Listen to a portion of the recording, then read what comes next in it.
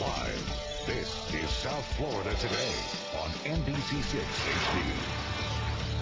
Back to school means you have homework, right, kids? And for some of you parents out there, getting your child to sit down and concentrate, that's pretty hard, right? Well, not anymore. Here to give us some really great tips to help you get through that is iVillage parent correspondent Jenny Eisenman. Jenny, welcome. So really great information. Parents, listen up. The first thing you want to do is make sure that you set a homework schedule, right? Yes, you want to set a schedule. And this is such a good time to talk about this, by the way, because it's the beginning of the year, so you can kind of wipe the slate clean from all of last year's mistakes.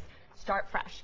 So the first thing you want to do is set a schedule. You want your kids to be doing their homework the same time every day. It's really about consistency.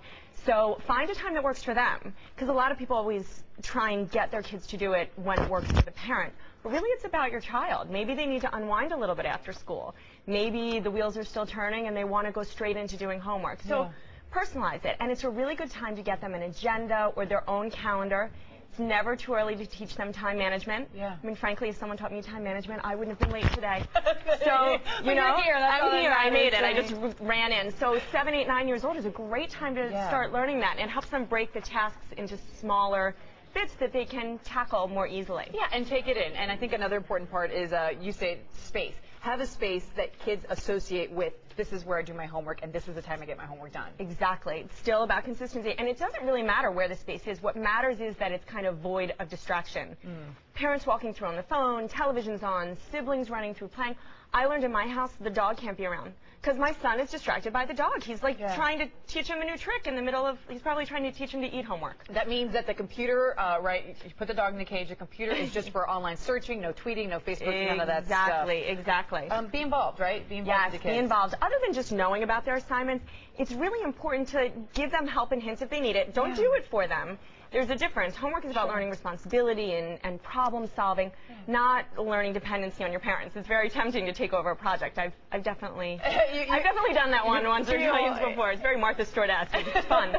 But you shouldn't do it. You really want them to learn on their own. And I have 2 really good tools that you want to really drill in immediately.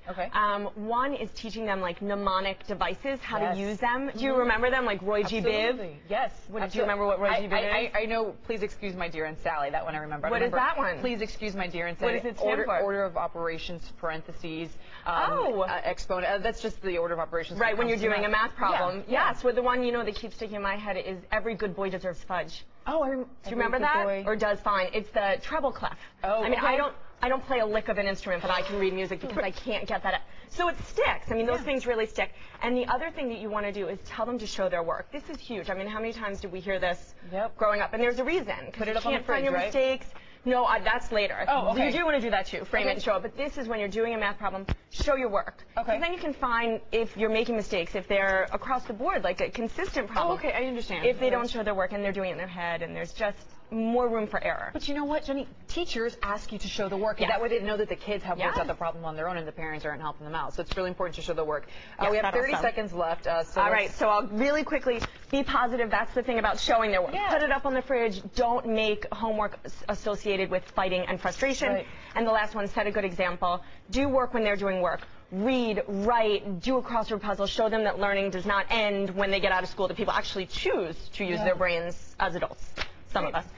Most of us. A few of us, right? Yeah, you do too, right?